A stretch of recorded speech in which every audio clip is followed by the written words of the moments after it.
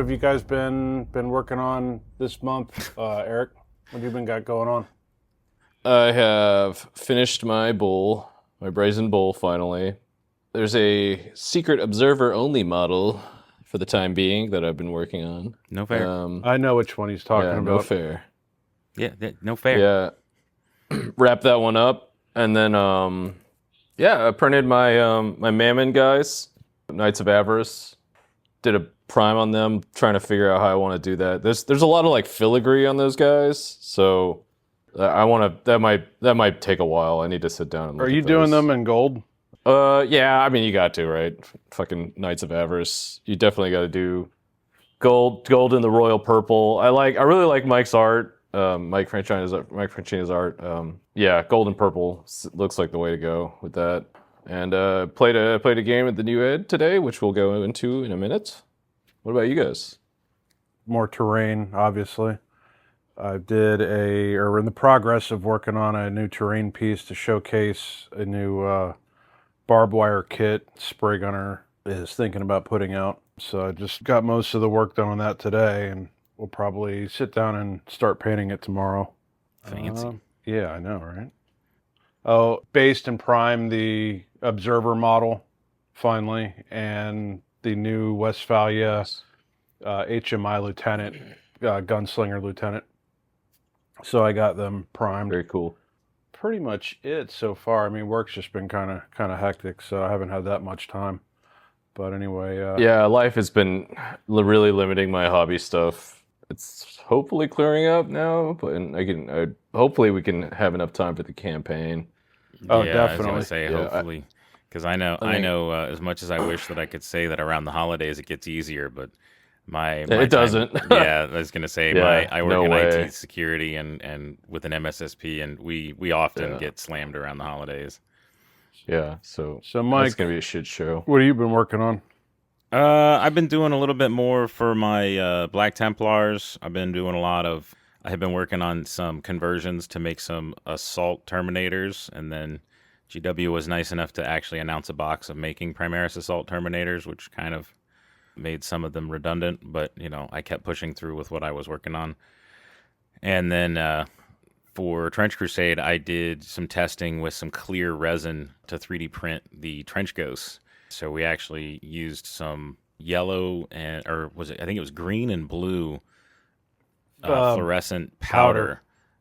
Yeah, so using some fluorescent powder mixed into the clear translucent resin to kind of give you like a Slimer ghostly glow under blacklight with those. They came out pretty good. I'm pretty happy with it.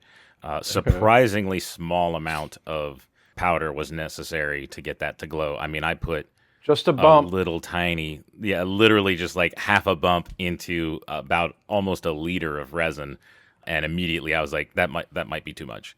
But it came out pretty good. It doesn't glow, like it's not like Raver blacklight glow, but it glows enough that it glows, but it's not completely blowing out your eyeballs. It's gonna look sexy on the blacklight table with Spray Gunner. Yeah. I'm really looking forward to that. Plus, I really like the idea because it might actually be a warband that I finish painting, because all I have to do is paint their helmets and armor and weapons instead of an entire mini.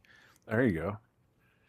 So We'll see. Speaking of Spray Gunner, they actually are a sponsor of the show now.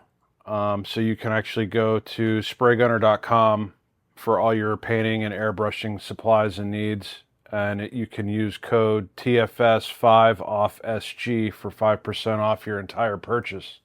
And we'll have in the show notes and description, we'll have an affiliate link to them, and we'll post that discount code for you to use. So let's talk a little bit about the new move for Factory Fortress and moving into plastic kits and what that means moving forward. Yeah, man, those Prussians guys. are some sick models. If you haven't been following the news, basically the entire Trench Crusade hobby has been turned upside down. There's been some pretty big drops in the past week. Many Russell Jimmies, many surprises. So let's get right into it. First order of business, new plastic kits. What do you guys think? I think those are gorgeous sculpts. Yeah. Oh yeah, for sure. They're sexy. I'm gonna buy them. I don't even I haven't even looked at the rules for Prussia. I haven't even had any interest in playing them, but I want the minis. Yeah, hands down, I will definitely be picking that kit up. Yeah. So scope wise, the new Prussians look awesome. You know, I saw a few people were making TikToks with close-ups of the sprues. Print quality looks really good. The example models they put out. You mean mold quality? The mold quality, excuse me.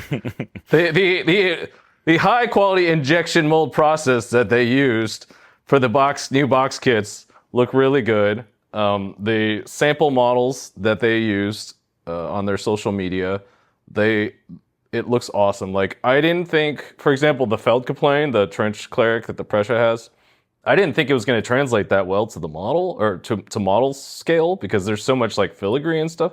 I think it looks awesome.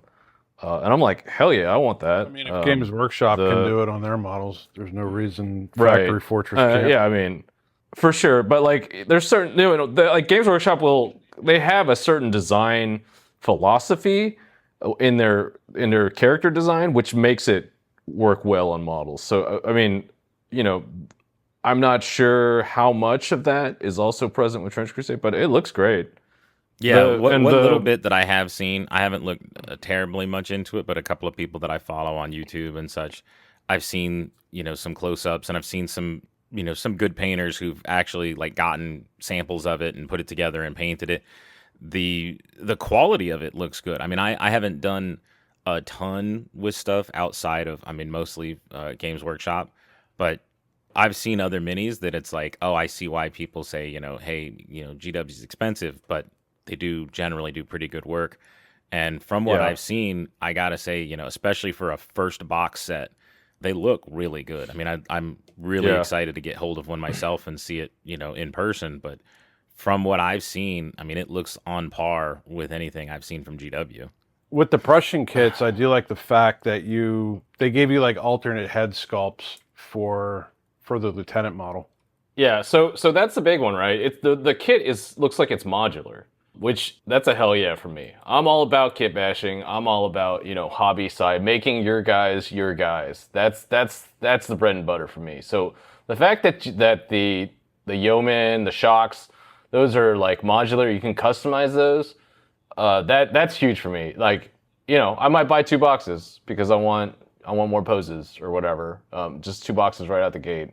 Modularity is a huge deal for me, and not to harp on that other company so much, but like recently, in the past few years, you've lost that. Oh, for sure.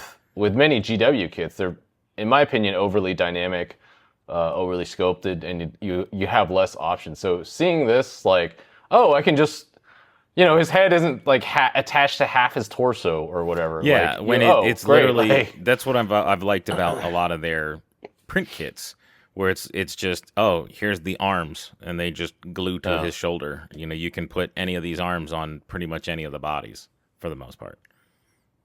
Exactly. So yeah, and all the helmets look cool. All the options look cool. They killed it with LT. That translates awesome. Quality wise, I'm 100% with that, with the new box kit. So now that we've talked about the good things about the box, do we want to go into the bad things we don't like about the box? You mean that it could possibly lead into STLs, like just being irrelevant in the future? Yeah, so there were many Russell Jimmies when this news hit. I personally, as a 3D printer, I was a little upset when I heard the news that they're basically most of the mainline releases are going to be all plastic. I understand why they did that, and I get it, but I just kind of wanted to have my cake and eat it too, right? I'd be like, yeah, I'll buy the plastics, but like being able to print, hell yeah. What if I just want 100 yeoman heads or whatever? There's going to be a little bit of a change in that, and there were people were saying, this hobby was, or this Trench Crusade was founded on, accessibility 3D printing. I think certain people are getting a little myopic about it. Like, not everyone has a 3D printer. Not everyone has access to 3D prints.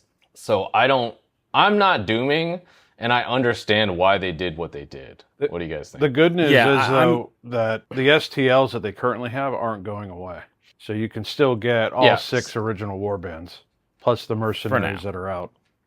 Exactly. And that to me is like, I mean, there's a complete, not a complete, but like there's a pretty comprehensive range of STLs out now. Those already exist. Those aren't being taken away. You can still use those. You can still print Yeoman. So that's perfectly accessible. Like it's still there. Yeah, so that's one of my things is like you said, I've seen a lot of people being doom and gloom, and I'm actually kind of surprised at myself because I too am a big 3D printer. I've got multiple printers. I do entirely too much printing as is. But even when I heard about it, I wasn't surprised. Mike, thanks for fueling my addiction. I feel a lot of addictions around here. Yeah. But I think it's cool only in the sense that we're going to get more players now, because before that, it's like a physical, you didn't have a physical box. A kid could walk into a store, pick up a box and be like, oh, this looks cool. I want to try this game. I heard about this game. I want to try it. Before it was like, oh, I don't have a printer. I don't want to buy files to something I don't know how to print. Maybe I don't know people who know how to print, or I'm going to have to order bottles off of Etsy and stuff like that, and yada, yada, yada, and you can't guarantee the quality you're going to get. Now you can get a box, and it's like the reliability of the stuff coming off of the sprue that I think will attract more people that are going to get like face-to-face with it. It is nice. Yeah, and that's kind of one of the things that I was going for originally when it came out, because I was a little bit bummed. I liked the idea that Trench Crusade, it was very heavily supported with 3D printing, that they, even from the beginning, they talked about, it's mini agnostic. We want you to do, your own kind of customizations and be creative with stuff. And, it did kind of, to me, originally feel like, oh, well, if they're moving this way and this is moving away from, printing. And they've even said that, moving forward, the vast majority of everything is going to be plastic and they're going to do a lot less files. Yeah, it's kind of bummed me out. I'm definitely not as much doom and gloom because, honestly, ideally for me, my cake and eat it too, I wanted them to make, a box set and then make a slightly different posed version and sell that as 3D files, because I was like, they're just double dipping. Because I mean, I know a lot of people that are into tabletop games, and most of the people that I know that are into it, they would buy both anyway. But very much to the point that we've all kind of talked about, that I very much understand that, a lot of people don't have access to a printer, and it's a lot more accessible if it's in a box that they can sell in a store. If there's just merch that you can actually put in a storefront in general, I know that's been, we've had that problem with a couple of local places that, either dislike Trench Crusade because they don't make any money off of it, or there's no product for them to sell and hawk for it. So I get it. I like that they're making the box kits.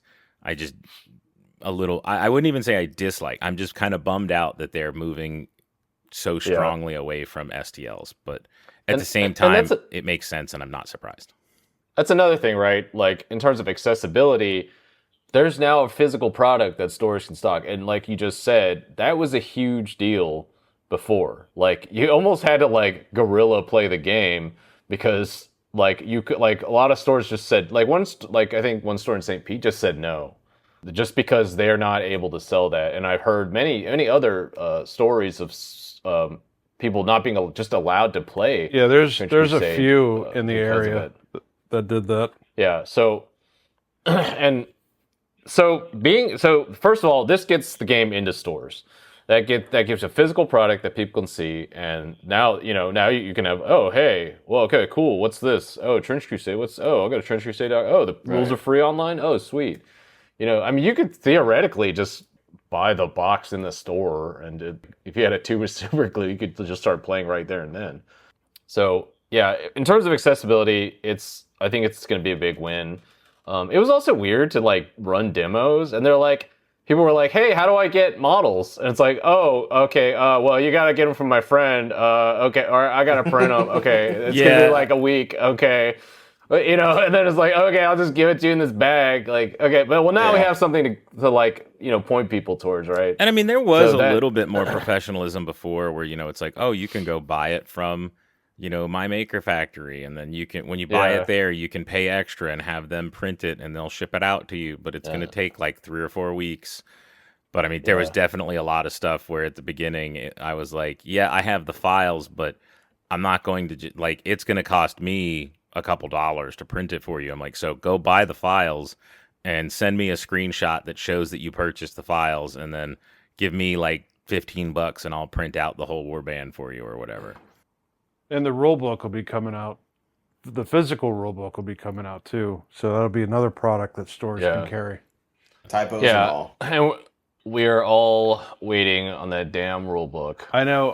I'm a whore for rule books. Like I have this ginormous collection I call my Black Library. Like I have every single Necromunda book, and I can't wait to add the Trench Crusade to it. Yeah, and on that note, the other huge bit of news that hit the hobby this week was the drop of 1.0 rules. So the game is officially out of playtesting.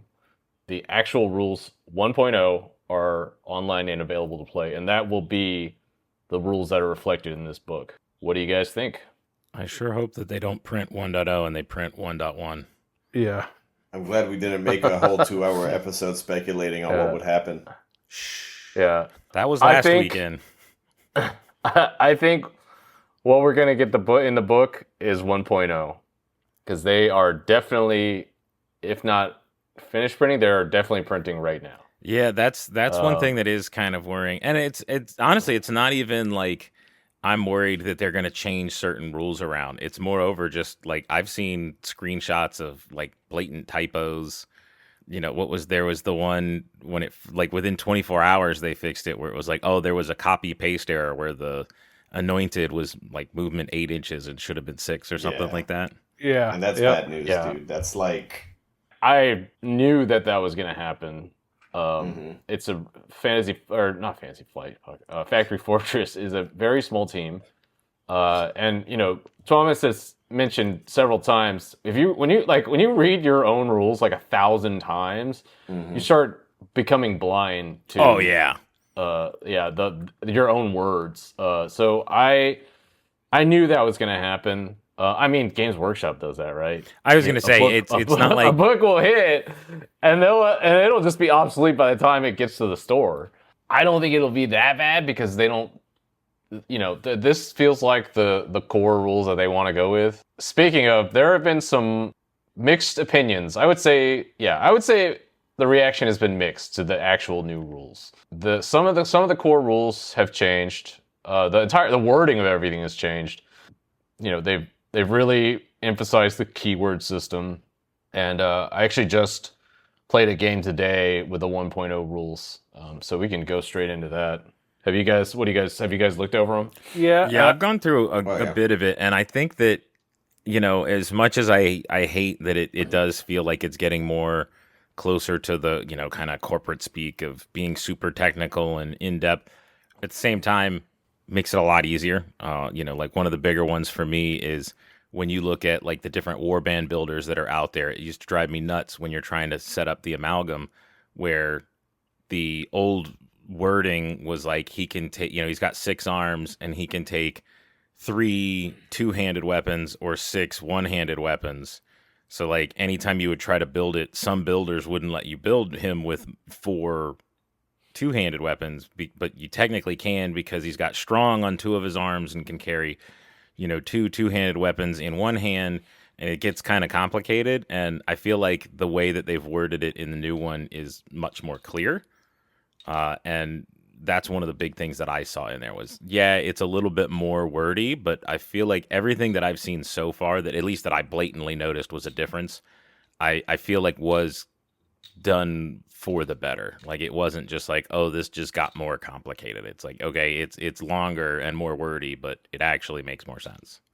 And as of right now, wording still needs a little bit of work, and they need to go over some of the typos, because like the werewolf only gets 1 extra dice to his dash. Perfect. So I think they need to fucking go back in there and fix that typo. they also You're raised right. the cost on it. He should be at -1. Yeah. So the biggest things. So let's go over some big stuff that I noticed. Okay, blind charges, they're gone. Yeah, that's That crazy. was a weird one. That is crazy, right? That's fucking insane. I don't agree with that. Blind charges were part of the fun. It was very fun to just go YOLO and just do a risky roll and just jump out, just jump out with your pants down and just chase at the enemy, right? Like that was like part of the wackiness of it, right? So I think I got to do a little bit more play testing. I could sort of maybe start to see the logic today. I'm not sold totally on the lack of blind charges.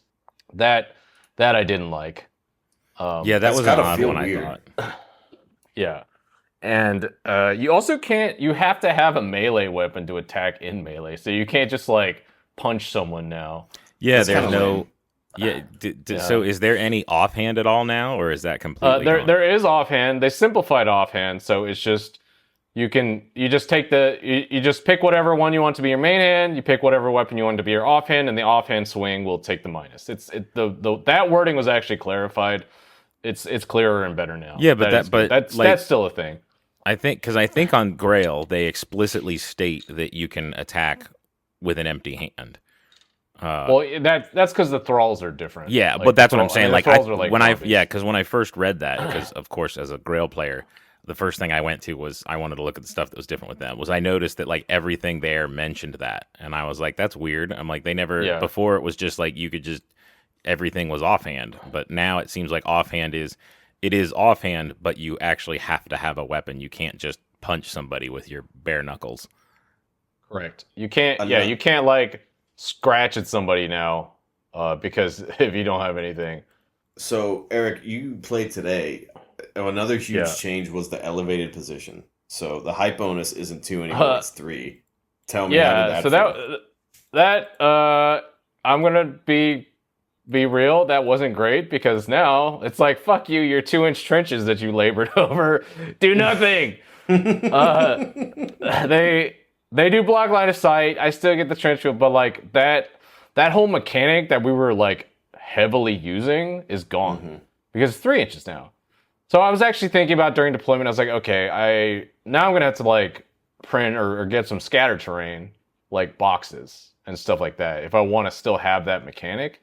That is I'm 50-50 on that. The game was fine. The game was still fine.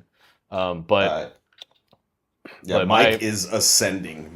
Mike's soul is like leaving his body. Oh and he's over no, the that was moon one of the because only other things that I saw was as soon as I saw that, I'm like, I immediately turned to the group and I'm like, screw all of you. Trenches should be 3 inches deep. He's been saying that forever, and he even specifically was making his foam boards 3 inches tall. The terrain that I built, started building, and I need to refactor now because the scenario slightly changed. But I was doing it at 3-inch separation. Okay. Mind you, I'm not doing trenches. I'm doing the train hill. But I was doing it in 3-inch segments because specifically for falling and everything else, because you could fall anything that was over 3 inches was when you had to roll for injury and all that. I believe it still is. Yeah, and the fall damage is 3. I'm still 50-50 on the elevation thing. That it was just kind of I think it's good overall, but it's just gonna be like a little bit of getting used to. Maybe it's still better than common. I think so, yeah. I mean, I get it, like, from a thematic point of view, like, it's like, okay, you need really, like, significant elevation, like, you need to be in a tower.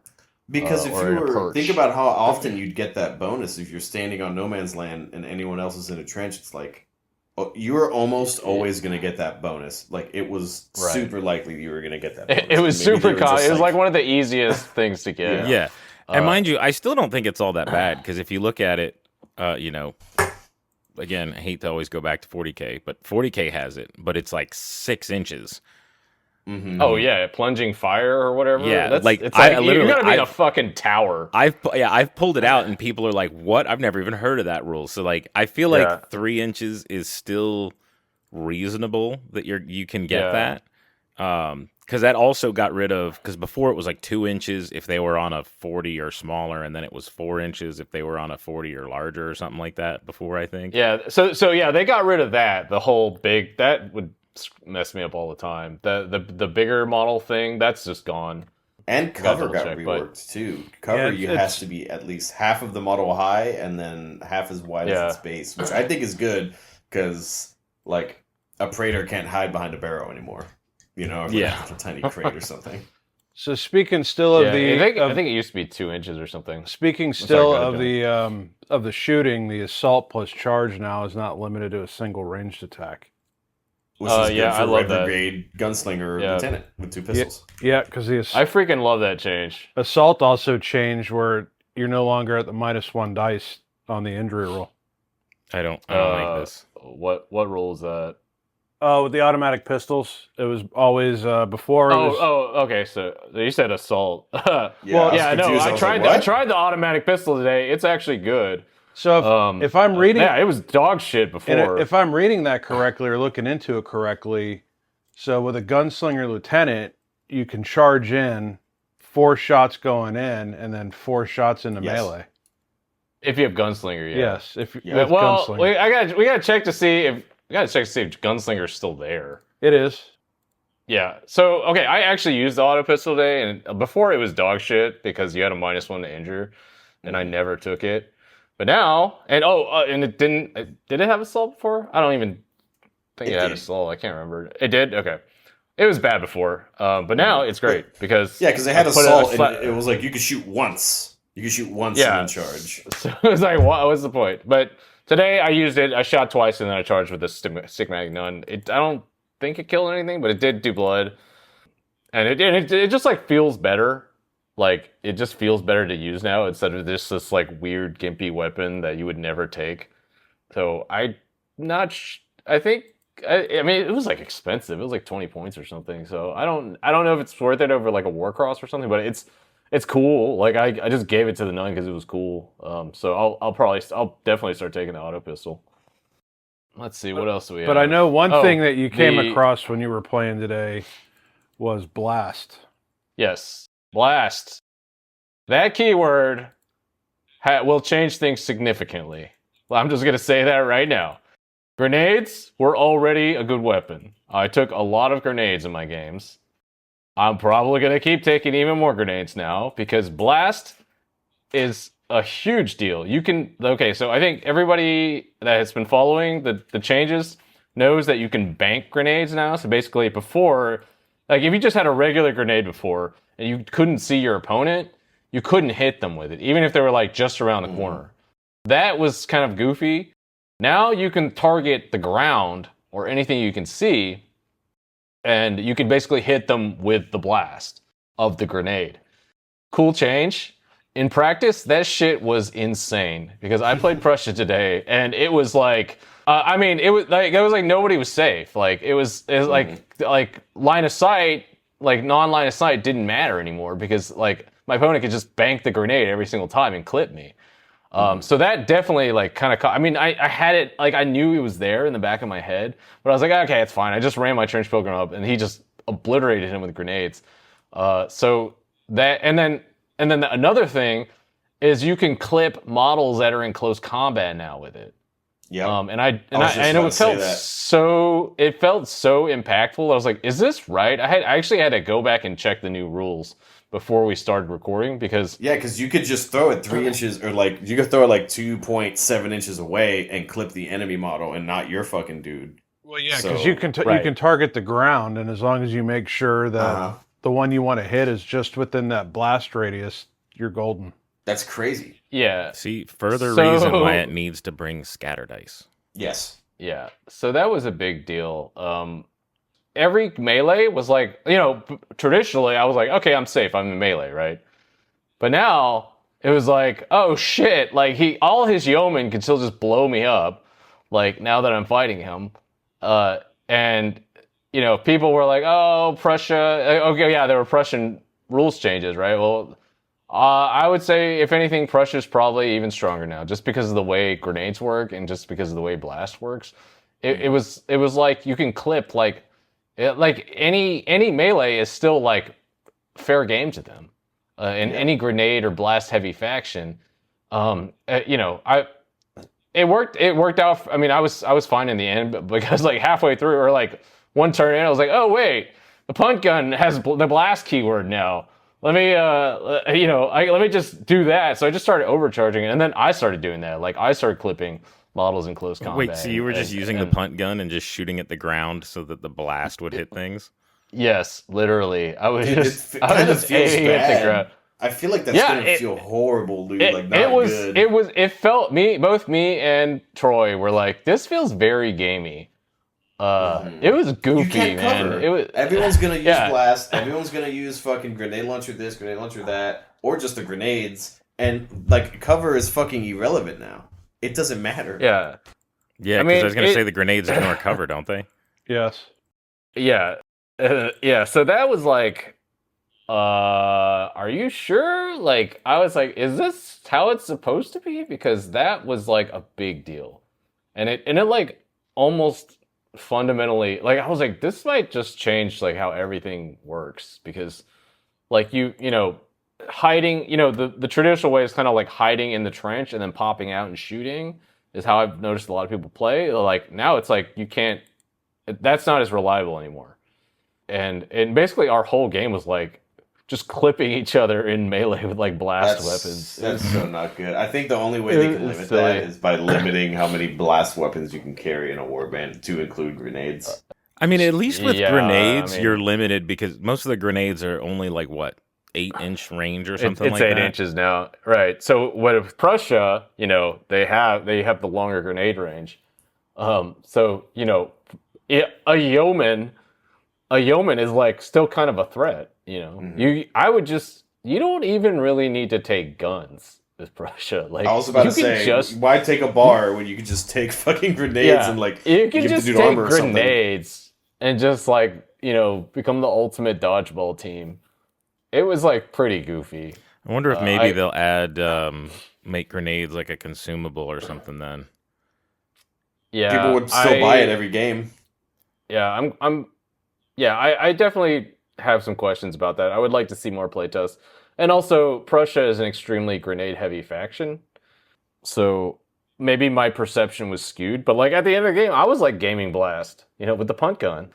It's gonna be a factor in almost every single game. That means the satchel charge just got was that my much impression. nastier. Yeah, right. So the satchel charge, people were like talking about how New Antioch is even more reliant on those now, because the engineer got changed, right? So the NG combo that people loved, SMG satchel charge, that is kind of in doubt now because the engineer's ranged bonus got moved to his melee bonus.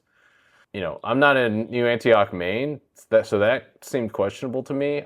After seeing Prussia play in action, I sort of see where the design is, but I don't totally get it yet.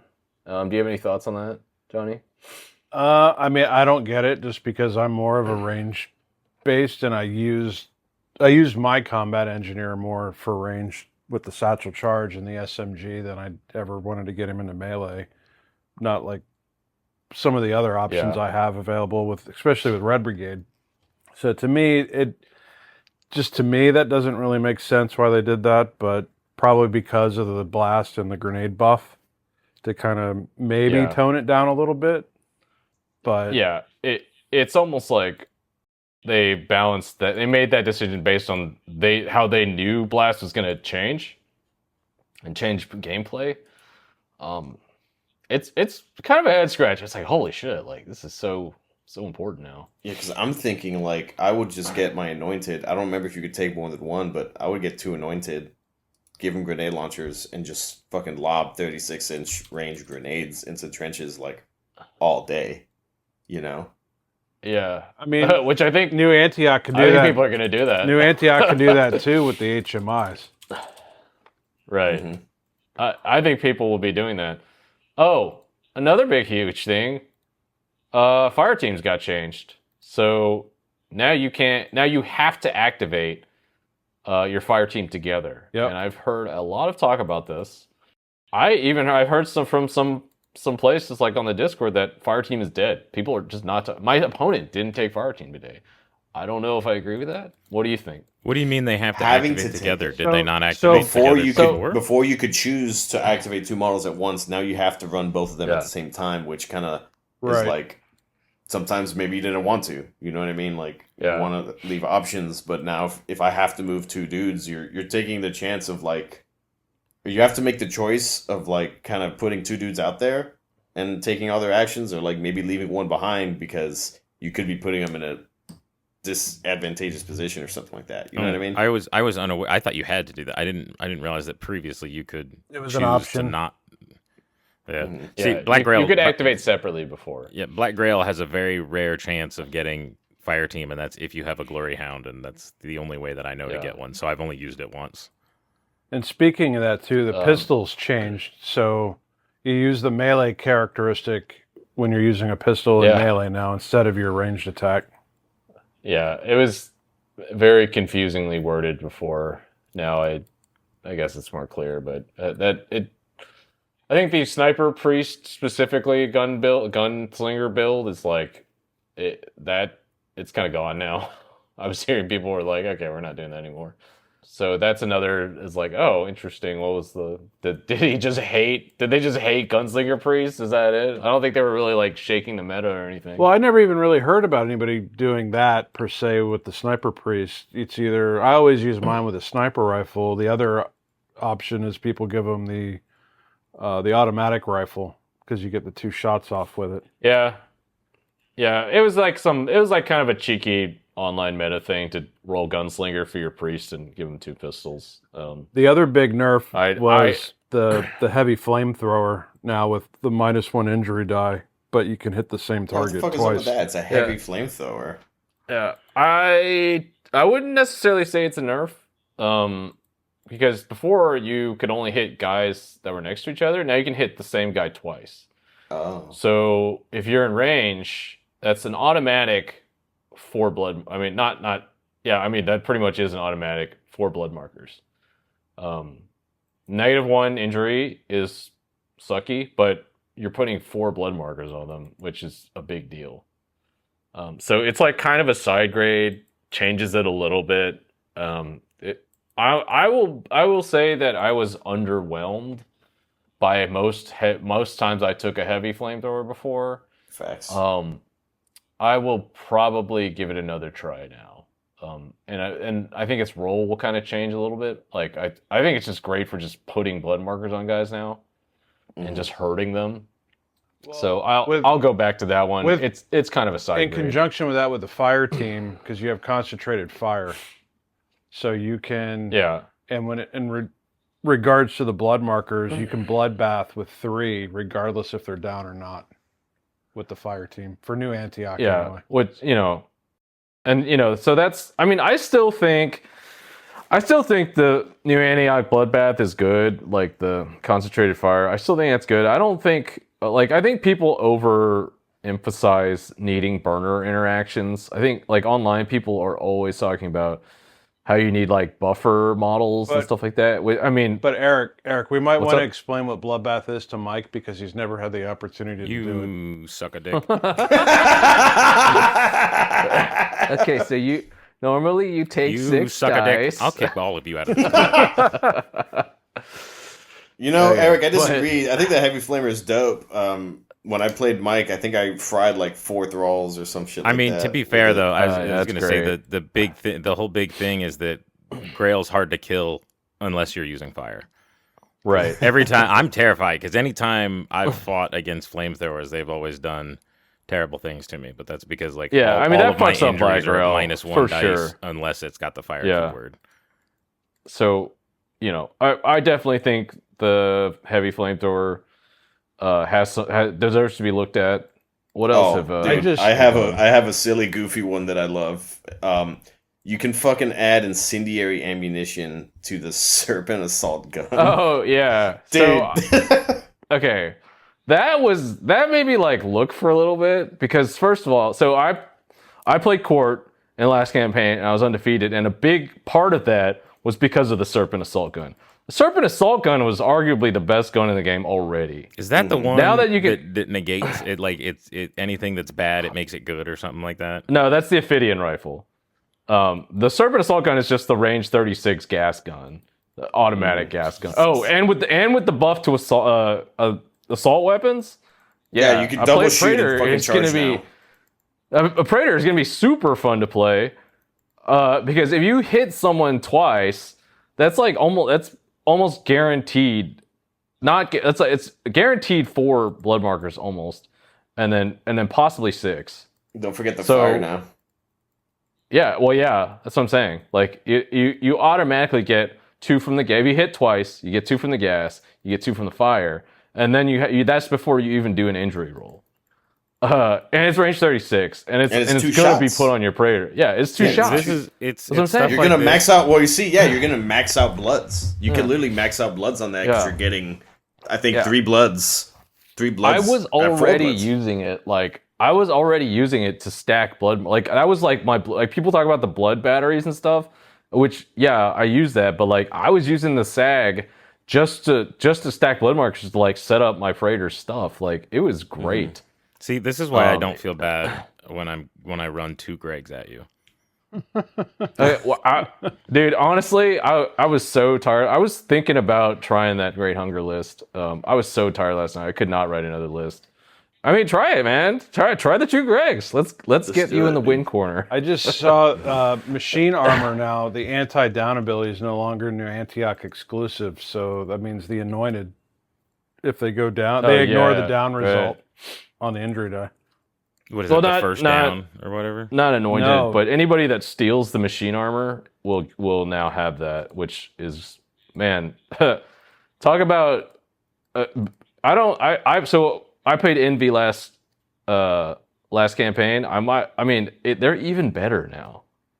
Like, we'll go over the specific changes later, but like I don't know why Envy got so many buffs. Like, it's like, holy shit. Well, speaking of down, they changed the way that injury happens. Because what is it? On the down, it used to be a +1 on the injury roll, but now it's only +1 on the melee attack. When you're right. down. Yeah. I love that one. I honestly, I think that's worth it because I know I've gotten hurt from that a lot. The other thing I like about that is they changed the wording on it where you can't move for any reason now when you're down. So yes, because I know we've had that a couple of times where I think Mike did that a few times to me where he used his an ability to force me to drag myself along the ground while he was down. Yeah, I did want to look that up because before explicitly Puppet Master would move you and you would stay down. So you were just like exorcisting your way, like crawling across the ground. Now down says you can't move for any reason, and it actually came up today because I was using the loudspeakers ability on my War Prophet, and then the nun was down and she couldn't. I mean, she was in range, she couldn't move. So we played it. That's how we played it. She couldn't move for any reason, so we just played it like that. But it was impactful. They usually say like a negative overrides a positive. I think that's what the old wording was. I don't know if they still have that, but that's how we played it, and it is kind of a big deal. Yeah, that's how I would play it too. I would go with that because I know there's the other one that says that. Nice. Well, there's the other rule too that says like at the beginning of your turn or your activation, you stand up because I think before you could choose to not. I mean, I can't think of many reasons why you wouldn't, but I know you could choose when to do that. Yeah, like, well, you could move while you were down or whatever. But I think also now is... It was half movement, wasn't it? Well, I think that's still there. If you get up from being down, I'm assuming you still have half movement. Well, what I was going to say is it's a risky action to get up when you're down within melee, wasn't it? Or am I? Well, no, it was if it was in the middle of your turn and not at the beginning of your turn. But now it says you have to get up at the beginning. And also, if you go down in the middle of your activation, it automatically ends your activation. So, like, if you opened up a chest or something and it blew up and knocked you down, you couldn't try to do a risky and get back up and keep doing stuff. It would just end your activation. Another one that is very important and near and dear to me is the whole shaken and running away thing. Not that you guys would know how to do that. I never had to do that. I don't think I've ever taken a morale test. I can't because Oh, New wow. Antioch, you can't retreat from melee. So Oh, I'm not talking about With- from melee. with I'm Red talking Brigade. about from the freaking battle. So Oh yeah, being fleeing the battlefield. yeah, so that came Yeah. up in our campaign, at least for me, a couple of times because I was just getting the shit kicked out of me, and I was just like, rather than taking more wounds, can I just run away, please? And there's I And I I would say still don't no. think there's really a mechanic for it. I mean, really now, There's no automatic concession mechanic. Yeah, the shaken thing is no longer optional. You can opt to fall back immediately. You can opt to, I think, fail and fall back immediately. But you can't just there's no just give up mechanic. I mean, obviously, I'm not going to keep someone at the table if they don't want to play anymore. But it's kind of but the shaken thing is there now. yeah, well, because before you would have to get to a state where you would have to take a morale test, which was most likely that you had less than half your models at the end of Yeah. a turn, and you would take a morale test, and if you failed it, then you would lose the game, but you could choose to be shaken, which I think previously it would make it so that all of your moves were risky or something like that, but you could stay in the game. But now it's not. The shaken thing doesn't matter. So what is it like if you fail the morale test the first time, you're still there. You have to fail it a second time and then you can leave? Yeah, so you get shaken, and then you only fail if you're shaken. Like you have to be shaken to if you're gonna roll it out, you have to fail the shaken one, and then you have to fail the morale one. But that's what I'm saying. So so you would take a morale test, fail, which then makes you shaken. Yeah. And then at the end of the next, you'd still have to play that next turn. And then at the end of that next turn, you'd have to fail the morale test a second time. And then you could basically run away. Yeah. Now you can opt to fall back voluntarily, which I think is good. We were house ruling that already anyway, so it's good that that's in the rules. You'll and never it's- catch I me mean- willingly falling back. Yeah, I mean it may I mean retreating is a real maneuver you can do, so it's I get that. Mike's good at it. That's No, Yeah. actually, no, I'm not. I just have experience. okay. Do you want to get into the some of the warband changes?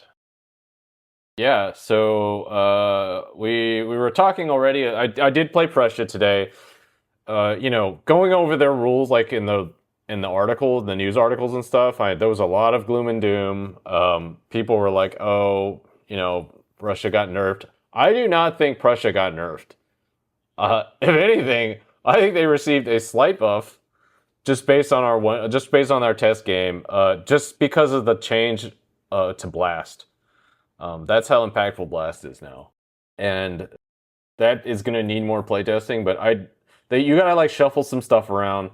But yeah, you're gonna definitely. I don't think they got any weaker. They play a little bit differently, but they definitely did not get weaker. Also, the Feldkaplan, the Prussian trench cleric, they basically get a payable martyrdom pill with the holy smoke. In fact, it's better than a martyrdom pill because you ignore fear. That is a great item. It turned the Feldkaplan into kind of a linchpin melee unit because he had the tank splitter, he had the holy smoke, so he could stand and bang for a little bit. I crunched him with my anchorite. Does the Feldkaplan not have? Because the regular trench cleric has an innate ability to negate fear within an 8-inch bubble around him. Yeah, he does have that. He's almost exactly the same as the trench cleric. I actually think he's such a unique model that he should have some of his own abilities. But yeah, he's identical, and yeah, that was a double stack. I'm saying if you wanted to put it on somebody else, it would be pretty good. Tank splitters are down to 2. But they're a little bit better. They just always 6. They always hit 6 on that dice. They're a little better, but more rare. I feel like just the tank splitter is just so cool. You should have 3. I just think that weapon is awesome. So some of the big ones But it is what it is. for the rest of New Antioch, we talked about the combat engineer a little bit, but the +1 to range moving to +1 for melee. But the Sniper Priest, the aim risky action now to aim, is now with +2 dice, Yeah. which is really good. So you're why That is really wouldn't you good. do that every turn? Right, exactly. So aim was like dog shit before. Mathematically, there was no reason to ever do it. I think they like, I saw some math on it. There was like, it was really bad return on investment. Like, there was no point in doing it. Now it's very good. My opponent used it every turn that he could, and you can like crit fish with it now. Like, I think he was rolling like 4 extra dice or something. So he actually did crit me. So that's totally a thing now. And which I think is a buff that was well needed. Just because aim was just not a good ability, and now it is. And And you still have some risk, right? So you can fail the roll. So I'm sorry. Go ahead. one of the other big ones, the MHI is now always on a 40 mil base. Before it was an option for 32 and 40. So now they're always on a 40, and the yeomen aren't forced to buy a weapon at creation. Because before it came with a bolt action rifle for 5 ducats, so they were like 35 credits. So now you don't have to buy the bolt action at creation for them. I did see that a lot of the base sizes were standardized. That makes sense. That was one that always annoyed the heck out of me before, where it would list out that it could be on this or that. And I was like, I've never found anything that explicitly stated why it was supposed to be that. And it was basically just almost kind of like house rules or like an unwritten rule of why it was the 32 versus the 40 or the 40 versus the 50. And also, I mean, not having to put a bolt action on the yeoman is big because, I mean, again, speaking from a Prussian perspective, I would just make your yeoman into grenade caddies. I would just forget about the bolt action rifle and just run them all up. The shotguns come in so handy. much better than bolt action. Yeah, shotties are good. I mean, but just the versatility and power of a Prussian grenade now is just it's significant. Oh, the combat medic got a little bit of a glow up. A lot of people used to say the combat medic was like one of the worst choices in the game. You can take a battle kit with her. You can change her loadout now, and she gets +2 on the med kit. So I think a combat medic might have some play. I haven't really explored that yet. It's cool she gets options, and I do like the combat medic model. So it'll be nice to like see that on the board. Let's see. Then you got the Papal States. Looks like now the Swiss Guard is now free instead of 5 ducats. Oh, one more thing. The LT's on my command thing is automatic now. It's no longer needs a roll. That my opponent didn't even use that, but I feel like that's a huge deal. I've never you used can just it. automatically. I think it can be good. You can really fuck somebody with that, especially if they're like top heavy, like court. You can fuck somebody with that ability. I recommend giving it. I mean, it's free. You don't even have to roll for it now. Like, you can just tell a model to go. I think that is pretty powerful. Yeah, for sure. Like how you're saying with court, like if you're trying to hang your Praetor all the way in the back and wait for him to go last turn, maybe you're waiting for like all your opponent's models to be out and available to shoot. Yeah. You fucking make the Praetor go turn 1, and it's like you can't afford to not activate now. Like there's only so many rounds. The fucking Praetor has to go now and do something, and like you're not gonna hide that bitch. So you either waste the turn, or you risk your dude getting fucking chewed up. Almost every new Antioch guy I've played like sleeps on that rule, I think, but I think it's quite powerful.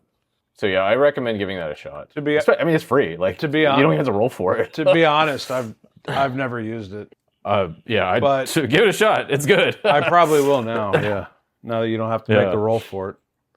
I don't like know that many Papal States players. I know we have one guy that says he's gonna play them, but I haven't seen him at the game store or anything. So it looks like they got some small buffs. So what I like about this is that a lot of these like kind of like overlooked factions did get some love. So Papal States got a little buff.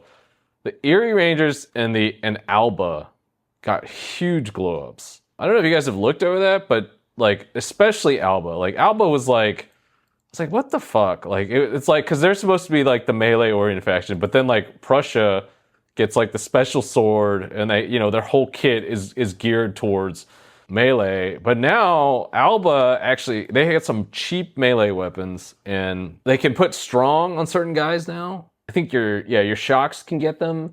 The axe that they get, I think, is better. So they got a pretty big glove. The cheap weapons thing is like a big deal, and the fact that their guys can carry more heavy weapons is kind of a game changer. I kind of want to try Alba now. I was like whatever on them before, but I definitely want to give them a shot. And Eerie is also similar.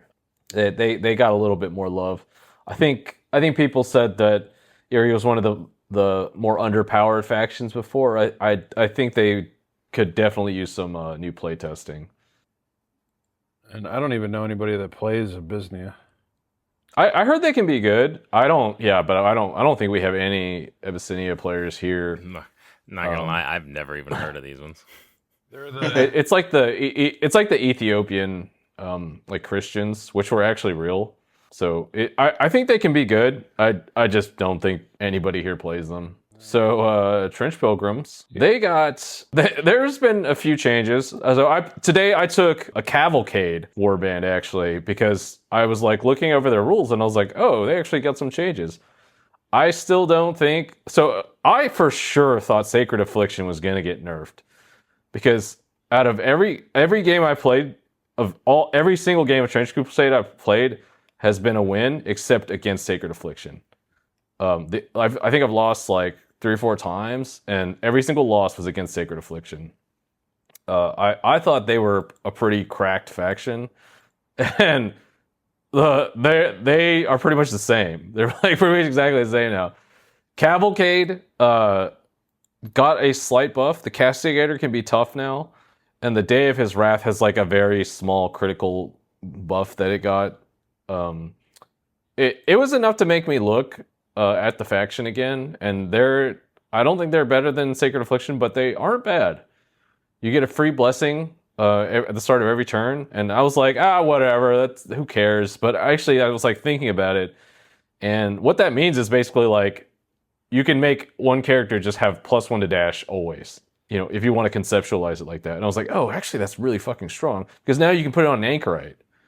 So now you can have an Anchorite with that gets a bonus to dash, which, you know, mobility is the Anchorite's huge problem. Yeah, I was gonna say that seems a little bit broken to give freaking the Anchorite the +1 to dash. Yeah, so I mean I was like, oh, that's really not that bad. So yeah, I gave Cavalcade a spin today. I liked it. You know, I beat Prussia, so I think they can hang. They are a powerful faction. I think Trench Pilgrims are like slightly less easy to play than Heretics, but I still think they're one of the easier factions to play, just because you just run at the enemy and just hit them with the anti-tank hammer, and you know, just blow things up in melee, and and you're good. Very fun. The War Prophet was a lot of fun. The loudspeaker got some changes, which I use that a lot. I use that very tactically, because you can move even if you don't see an enemy now, it was ambiguous before. I don't think you could. So you basically just get 3 extra inches of movement for the loudspeakers, and it can take you into melee. So I use that a lot. Yeah, because before I think the way it was worded it was like you can only do it towards an enemy, but now it's you can move 3 inches, and if there is an enemy, it has to be towards the enemy, I think. Exactly. But like if you're like, say for example, if you're just behind a trench, if you're within range, you just get 3 inches of extra movement. That's great. So that's a good change. I like that. I for sure thought that Martyrdom Pills were going to get nerfed because they're so good. They didn't get nerfed, so I took 3 of them. And the punt gun. So the punt gun has blast now. I'm not sure if the overcharge always had blast, but overcharge is reload. It's a shotgun keyword now. You can just fire it normally without being strong or on contact with a friendly model, but it's still heavy. So once I figured out how impactful blast was, I started blasting it every turn, because that let me. I mean, I was like clipping and killing yeomen with it. I think I killed like a shock with it. I was hurting a lot of models. So punt gun still good, possibly even better. War Prophet still great. The faction is just really, really strong in my opinion. So and it felt good to play. So I'm looking at Iron Salt Knight. They got a big glow up, looks like. Yeah, well, I don't know if it's like that big. They use Bazi, which in my opinion is one of the worst leader models. they can finally take strong. That's good because you can give them a weapon that doesn't suck ass. But unfortunately, the Sultanate Armory is just not that great. They just don't have that many good non-bull melee weapons, like non-bull, non-assassin melee weapons. So like, you can give him a two-handed sword now. That's good. Yuzubazi was ass in my opinion before. Oh, and you can give him like the bird thing. The bird thing like does something now, which I like because I was actually giving a demo, and the guy I was like giving the demo to, he was like, "What does the bird do?" And I was like, "Oh, it's just there." And he like got mad or something because the bird didn't do anything.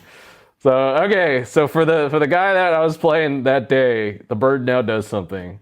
Yeah, the alchemist can do the elemental change without it being. Oh, that sucks. Actually, that's a nerf. It doesn't get the bonus. Okay, so that's a slight nerf. I was mainly to the looking alchemist. at like the lion. So its base size is now fixed to 50 millimeter, and it can be upgraded to cause fear for 5 ducats instead of ignoring fear. Yeah, it's funny. I think somebody pointed out that was like Thomas thought they always caused fear, and someone asked him, and it was like that model doesn't cause fear. So I think we've even joked about that. 'Cause yeah, it's a pretty horrifying looking little thing. Yeah, it's like that should definitely cause fear. So that's a good change. It can also like pin like bigger models now, and that's a huge deal to me. I think they can pin. I gotta look at that. Unfortunately, it's still I think only gets like one attack, and it's like a swipe, so it's not super scary, but it is a little bit better. In the Brazen Bull, the trample rule now can target anyone that is downed instead of just miniatures on base Yeah. size 25 or 32 millimeter. Yeah, and I think that's Yeah, just a change to trample in general because I think the amount Yeah. is the same, which means that Yeah, I would anybody that's imagine. down you can trample now. I like that change. Trample's cool. I like stomping on the enemy, and And trample it's so is really rare powerful. that you get to use it anyway. Yeah, well, I actually have used it, and it's pretty good. I mean, it ignores armor, I think. It's Yeah, it's it pretty does. good. Unless they change that. But yeah, my biggest thing, well, the thing is that the amalgam has it. And usually when I'm hitting somebody with the amalgam, if I can ever actually manage to get him into melee, I get to hit him like 6 times anyway. So they're usually dead by then. I thought House of Wisdom was gonna get more changes. They didn't change too much. They changed with the Zeb upgrades a little bit. I was going to play them in our next campaign. It was a toss up between that and Knights of Eris. I'm not sure now. There's some with the new rules. I might change to another warband. There's a few ones I want to try. Sultanate, I feel could use a little love. Vanilla Sultanate in particular. Their armory is a little lackluster. Siege Giselles are really good, and that's one of the few weapons that I really like from them. I think that they could use some melee. I know they're not like a super melee faction, but they could have some stuff. That's my opinion. And then next up, I think we got Heretic Legion. Yeah. Okay, so the Tartarus Claw. They kind of tuned this down. I remember in some of my earliest games, the Tartarus Claws were ridiculous. It used to be if you down somebody or kill somebody, you could move 6 inches, which is huge. Now they changed that to 3. That's a little more reasonable. Still a good weapon, I think. Not quite so ridiculous. Puppet Master. Okay, yeah. Puppet Master line of sight change is a big one. Puppet Master used to just be anywhere, and it was amazing. I think Puppet Master was one of the best abilities in the game. I think that drastically lowers the value of the priest because that was like one of the big lures. Like if you were around like a big terrain piece, but within 12, like you're within that aura. I try to think of it like this, right? A lot of times when I would puppet master people to their death from like elevated positions, I couldn't see them. 90% of the time, I couldn't fucking see them because they're on top of like a big building or some sort of bunker or something like that. I couldn't fucking see them. Make them jump off. That's huge. I don't know. I don't love that change. Yeah, but I get it. It is huge. I always thought it was fucking cool that you could do it without line of sight. You know, it was like some voodoo doll shit. I was gonna You say know, the it guys makes in- more sense. You're using magic to puppet someone. Why would you have to Exactly. I thought it was just like, you know, he's like in the other room and like messing with you. So Looks like here's Mike's werewolf buff. Oh yeah. Yeah. Maybe some divine powers listening because the werewolf got fucking hit. Well, it got nerfed. I wouldn't say it got smashed, but It needs to be I'm a harder. little bit salty. I'm a so- little bit salty, even though that I'm not playing Heretic Legion next go. Like I'm switching to Core because I want to try something new. I just think it's like, dude, there's so much crazy shit, and you guys chose like the noob faction to like slap with a bunch of shit. You know, because you look at the other stuff and it's all buffs, and then on the first fucking line of this, you know, granted this isn't an official document, it's like Tartarus Claws, you're gonna move 3 instead of 6. A Heretic Priest, Puppet Master needs line of sight. Warwolf went up 5 ducats. It can't be promoted in a campaign, which really fucking sucks because I mean Sprinkles got promoted and it was nice having more abilities. Loping Dash is only +1 instead of +2. Like yeah. the Artie Witch got increased to fucking 100 ducats. It's all nerfs for fucking heretics. You know, like, oh, that's not true. The Almost Wretched like got they buffs. deserved it. Hey, Well, you now they're- fucking fuck off. You know what? There is a glow up. Wretched now have the heretic keyword. Yeah, the Wretched are baller now. They can take ranged weapons. Oh yeah, dude. No, that is cool. I like that. I like Hold that on. one. Here's another good. Here's another sick buff. The Death Commando has the heretic keyword now. Oh, Fuck yeah, dude. What do you- Awesome. You know, I was really thinking the whole campaign. You know what my fucking Death Commando needs? The heretic keyword. what does that I'm even just salty. give it? Like I'm salty as somebody who's not even gonna play this for like a long time, or like for the next campaign, which is gonna be longer than our first one. And it's just like, of all the fucking things you wanted to slap around with nerfs, it's like Heretic Legion, really? Yeah. Okay. I don't think they're that bad. I don't think the nerfs are that. The biggest one I would say is the Loping Dash change. But if you had +2 dice, that was almost always guaranteed. It was And I it still was enough failed to that where shit a bunch of times. yeah, which is kind of funny. But that was like reliable, right? 4 dice is Yeah. reliable. Three is also like pretty is good, but it's like okay, that if you don't really need it, maybe don't do it. Now instead of like, I still think the Werewolf is a good model. But now it's not this like super reliable missile. It can basically misfire, right? It has risk. Before there was almost no risk, and now it can definitely get caught out. Now you can screw up your movement.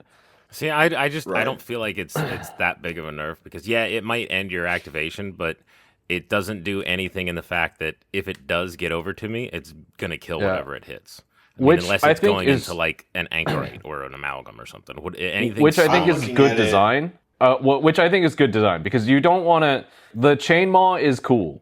The wolf's offensive abilities are very cool. Like I think it's the wolf is still strong at what it's good at, but also now there's a little bit more risk. Like I don't like when when a model's like distinctly good at something and they just like take that away. You know, like they nerfed it in another way. So I like that, honestly. Like if you were gonna nerf it, okay, like sure, do that. Do it like that. fuck that wolf. He just gets his last sticks in. Yeah. Fuck that wolf. Okay. that So goddamn- Sprinkles got spayed, basically. Yeah, so I was thinking Sprinkles about got a making slap on the wrist. That's all I got. Okay. Oh my god. I was thinking about finding like a Werewolf-esque demon model to make my Desecrated Saint for my new warband and just say Sprinkles like basically ascended. Sprinkles ascended. Yeah. That's cool. Yeah. Okay. I mean, we were laughing about the wretched change. I think that could be something. I need to test that. You could do like mass wretched, maybe. That could be With a thing. flamethrowers. Yeah. Well, it's got to be up to 10 ducats, so it can't be a flamethrower, but it can be a grenade.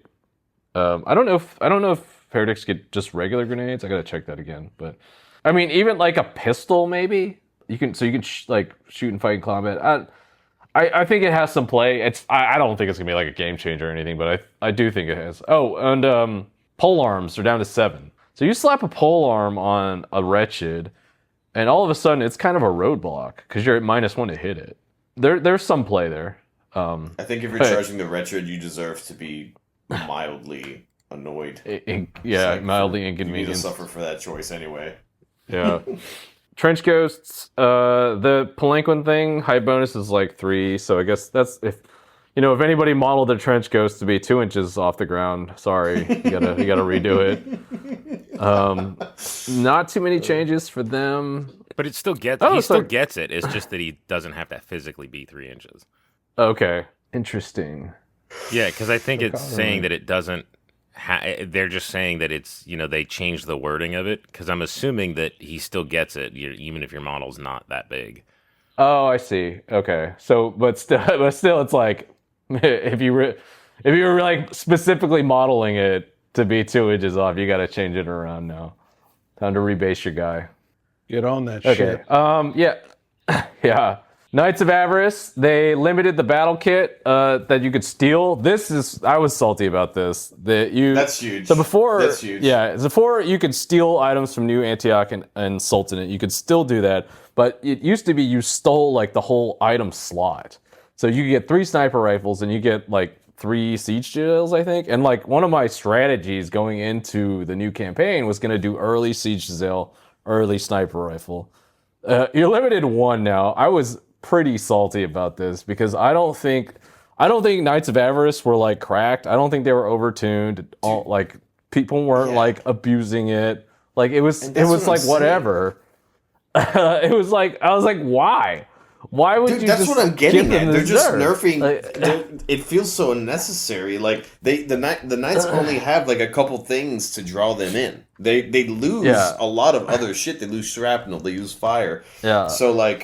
So you have like this one ability to get 2 pieces of gear, and they're like 1. You get 1. Yeah, so that I was my Jamie Eastwood rustled on that one. I was not happy with that. And then so this other one. Yeah, right. So I just printed these guys, and I was like, oh yeah, I'm gonna find models of siege gazelles with different poses and stuff. Okay, well, forget that. And another big thing is you have to take price agreed now, which I think is huge because Puppet Master was like one of the best abilities in the game. I was like, even though Price of Greed is very like thematic and flavorful, it's a cool ability. I love that as an ability, but Puppet Master is just so much better. The fact that you have to take Price of Greed now, I was not happy about that. I'm not going to write it off entirely just yet because the test game I played today, like blast weapons are still a big deal. So the gas grenade launcher, the gas bomb. I think it has some play. I'm not gonna totally give up on it. The tarnished armor went down in price. That's great. The like Courser tarnished armor standard thing that was like really fun to play with. So I might still go with them, but I was like just pissed about that because stealing items is like one of my favorite mechanics in this game. I played Envy last time. That was a ton of fun, and I just loved like figuring out what to do with that. But yeah, I got it's like kind of back to the drawing board with them.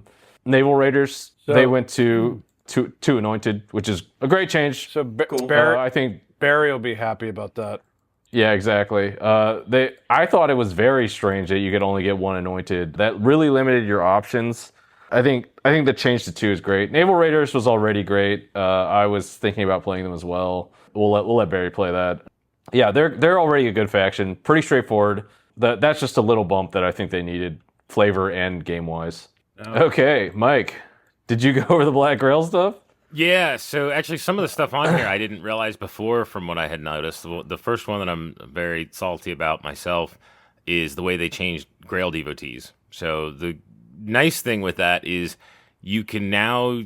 So before you could only get 2 devotees, and you could put them 1 on any model. I think that had to be elite, or you could put 2 on 1 model. Now you can choose up to 2 models that can have 2 devotees each for a total of 4, but the first one is 15 ducats, and then the second devotee on a model costs 2 glory, which I'm not against. It's actually one of the things that I complained about with Grail was that they didn't have any kind of low glory cost stuff, so I'm kind of okay with that. The bigger thing that I hadn't seen before that I'm seeing in here now is that it's saying that Grail devotees only account for melee attacks.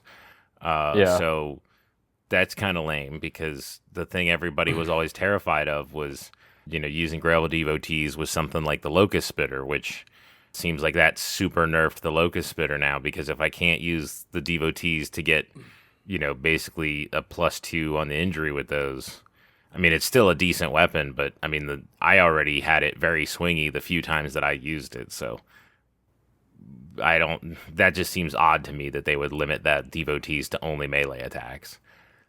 Oh yeah, so it's 2x2 devotees, right?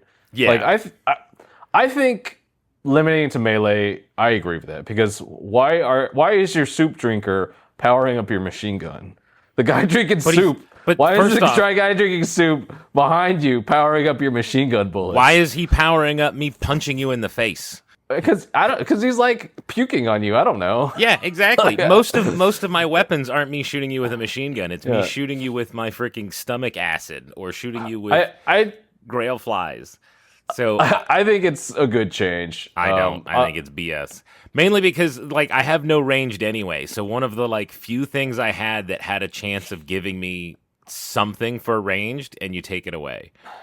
It's I mean, I get that they're trying to make Grail a freaking melee only faction, but it's really killing any kind of chances at getting any kind of ranged is just annoying. It definitely pushes you to play more how I think they were like thought of, like as a melee in your face hit them faction. I think being able to get 2 devotees on another model is like pretty huge because the 2 devotees on the Lord of Tumors or whatever you wanted to put it on was good. Like that was good. It is, but now with it being glory, it's going to be a lot less chance of you getting that. Yeah, well, it's you can still buy the original 2 with ducats. No, you can buy the first one on the first model with ducats. No, you can buy the first 2 with ducats, and then the next 2 is glory.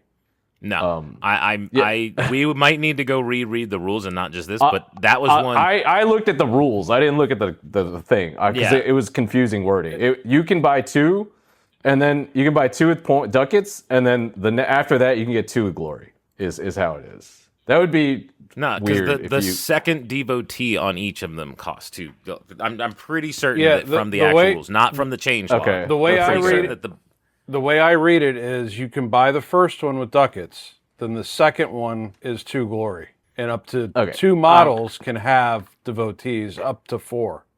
But so the first devotee on a model costs 15 ducats. Interesting. So like if you have like your Tumor Lord, you can put a devotee on him for 15 ducats, and then you could put a devotee on like a Plague Knight for 15 ducats, and then it would cost 2 glory to put the second one on each of those. Okay. Yeah, I just looked. You're right. Yeah. So even that's okay. That's a big change. So I'm okay with that part. I mean, but it does make it a lot harder to get that 2 devotee buff because you're not going to get that in any kind of start out because you're not starting with glory. Okay. Like I said, the bigger thing to me is that it limits it to melee. They did give you more ways to inflict infection markers. More so with the Great Hunger, not so much. I mean, a little bit. Yeah, Great Hunger. Actually, I was like, oh, they have a shit ton of ways. Like I wish fucking regular black. Regular Grail doesn't have much. Parasite grenades, those are actually a little bit better now because they used to not work if you were immune to fear. So now it works on those. That's kind of nice. Similar to Tumor Lord, you can't be on a 40 or a 50. It's only on a 50. That was one where I think before the way that I had always heard it was he was on a 40, and then if you had devotees on him, he was on a 50.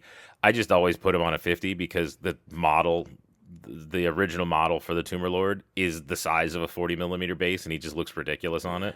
For the Tumor Lord, his Beelzebub's touch, it only triggers on infection markers.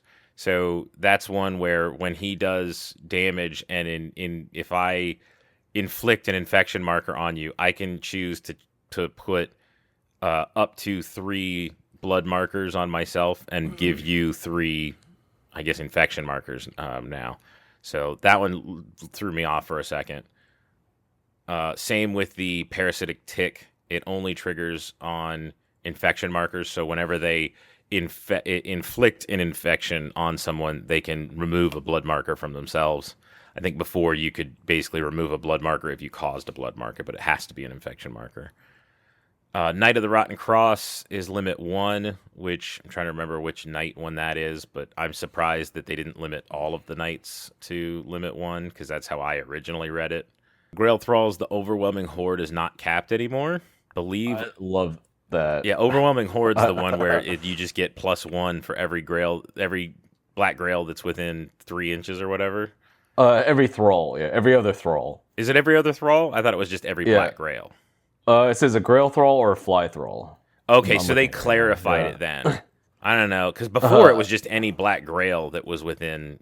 I think that's what it was. But now I think it's like zombie horde style. So this is hilarious. Yeah, well, because in regular grail that won't. I actually kind of hate it more because I don't run too many. But if they remove that for Great Hunger, I'm gonna be you're gonna have a lot of thralls in there, and you might be getting a lot. Mind you, it's gonna be hard to get. I always thought it was kind of weird that it was like limited to a +4 dice or something on that. So that means you would have to have 6 thralls all within 3 inches of somebody, which just getting that many models with that close to somebody would be tough anyway. So I always thought it was kind of funny that they even had that limitation. Yeah. Oh, I've used it and I've gotten it up to +3 and it was good. So have I, but I've never gotten it to 4. I've never gotten it to a point where I was like, oh, it should be a +5, but I'm limited to 4. I've never gotten that high. It changes now because it's not capped, but it is a thrall, right? Yeah, now so I think you're right. It's specifically only other thralls that are near them, not just any other black grail.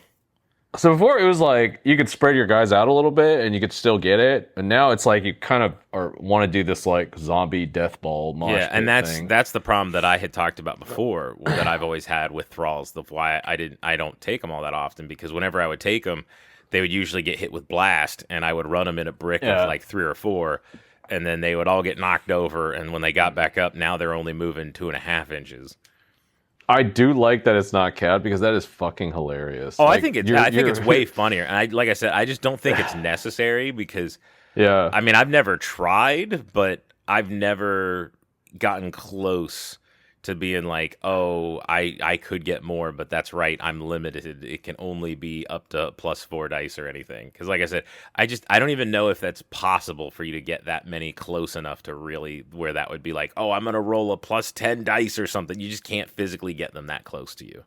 I will want to test that myself because it sounds funny. Yeah, I mainly want to see that. That would be a big deal for the Great Hunger, just because with Great Hunger, you get the added fact that you can bring extra thralls on top of your unit cap, and half of their stuff is all around having a bunch of extra thralls around anyway, so you're going to have a bunch of them for that. Yeah, and actually it's looking at the thrall entry now, they didn't update the language to reflect the new battle kit or the unarmed thing. Like obviously you can punch with them, but it's like, this is where it matters. You didn't even fucking update it for this one. Are you kidding me? Yeah, I was going to say, well, they can't take any battle kit anyway. And, well, in Dirge they can, but in regular ones, they can't take any equipment at all, so. Yeah. But it's funny because like a hound can't, and the next one also, but that one specifically says cannot have any battle kit. Yeah. Grail thralls and fly thralls and dogs lose the negate gas, which is interesting. Wow.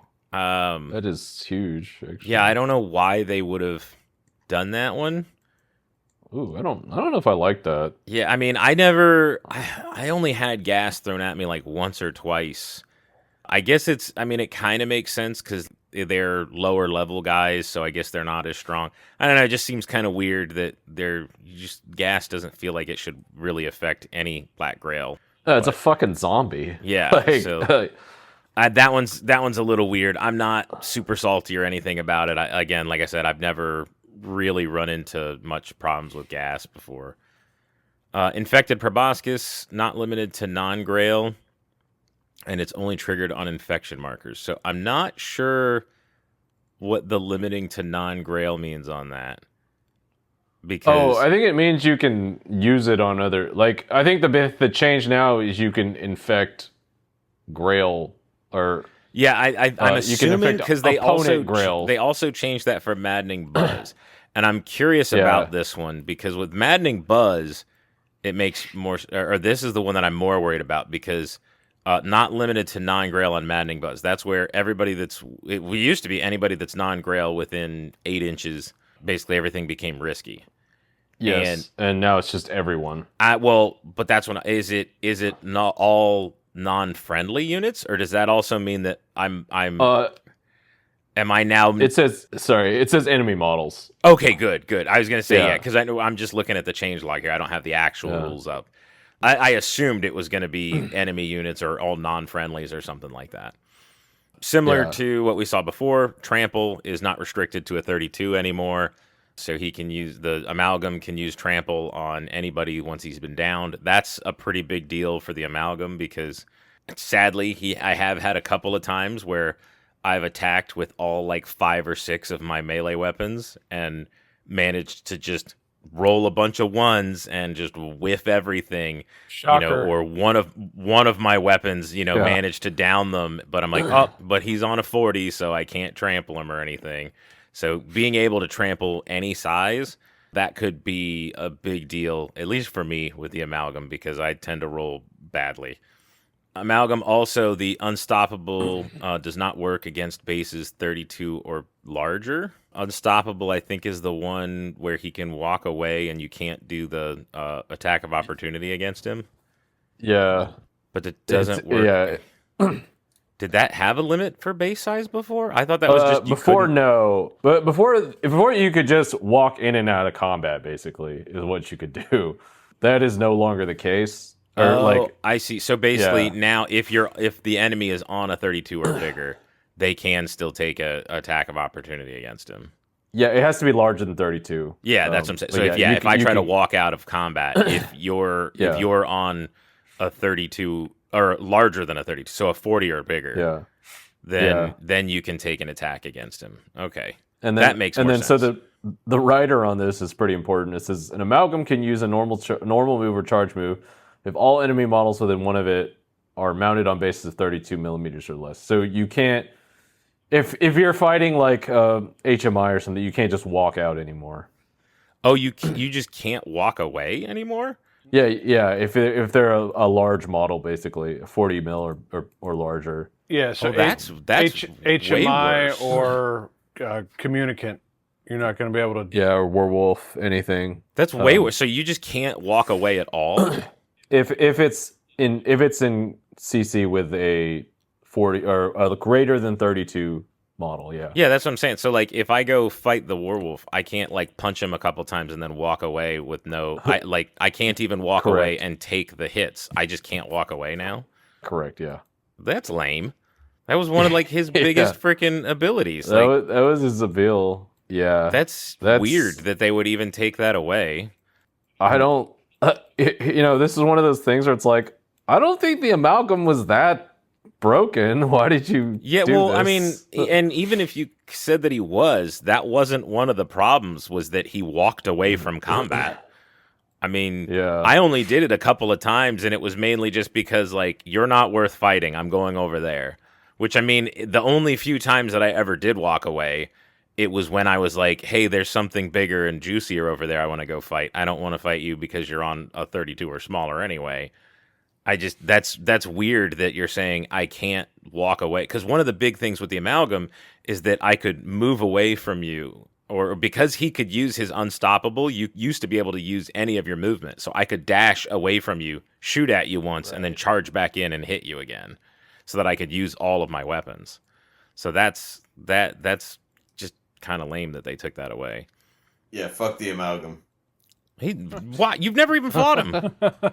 Fuck the amalgam. Has he done? You always stayed away from him. No, fuck the amalgam. You now get to choose two-handed weapons to be one-handed, not heavy necessary. This was another one that I'm glad that they clarified. So because his wording is really weird because of the way the amalgam works, is that he has 6 arms and 2 of them have the strong keyword, and the strong arms can take a it used to say two-handed heavy weapon in one hand. So it limited you because you had to take a two-handed heavy weapon to use it in one hand. But now they're basically just saying you can take two-handed weapons in one hand, whether it's a heavy weapon or not. That's just a nice clarification. That's how I basically played it anyway, and nobody ever complained because it was so confusing to figure it out anyway. The amalgam can take 1 shoot action with each ranged weapon it has, and 1 fight action with each melee weapon it has, implying it can make different actions in between. So I think this is just a matter of like you could, hit him once and then do something else instead of doing, all of you have to do fight with everything all at once kind of deal. This basically, I think this was just clarifications. It's pretty much the same as it was before. And then really the only other big one they did was the Plague Blade went from 2 to 3, which is nice. It's one of the few things that actually causes infection markers, and they let you have more than 2 of them. Yeah. Notably, what is it? The infested rifle doesn't cause infection markers. Yeah, the infested rifle still doesn't. It just it's armor penetration 1 or something. It just ignores 1 armor, but it doesn't cause infection. That's so weird. Something that is annoyed the heck out of me. That shit is driving me insane. Thomas, please. Yeah, like, does it really seem like it's not that big of a deal if it causes an infection versus a blood marker? I mean, I guess aside from the fact that technically if you have an infection marker and you activate again, or next turn it goes up again. But the next one for Black Grail, or the Dirge for Black Grail, there's not a terrible amount here. The Bereave, the Fly Thralls can now also take ranged weapons, grenades, and musical instruments or a troop flag. That's kind of cool just because, again, when you do Dirge, you get to use, weapons and equipment on guys, so it's kind of nice to be able to actually use all of them. I've never used a musical instrument because I think the only thing that can take it is elites, essentially, which is the only guys that can take ranged weapons. So for Dirge, they at least let you do some more with that. And then Hegemon's Will now requires a successful action. So I think that's the one where you can move the thralls, and you just have to roll an action on it to be successful instead of just being able to do it. Yeah. Oh, and you have to use enemy infection markers. You can't use your own. Which, again, I never ran it all that much, so I'm not crying about any of this. Yeah, that really seems more like they just clarified it and made it more obvious how that works. So, seems pretty standard. Are you going to change your game plan now that you've kind of looked over those? Do you think you're going to do anything different? Not anything different from what I was already going to do differently. Maybe honestly, better I already tried that and it didn't work. We're working on that continually.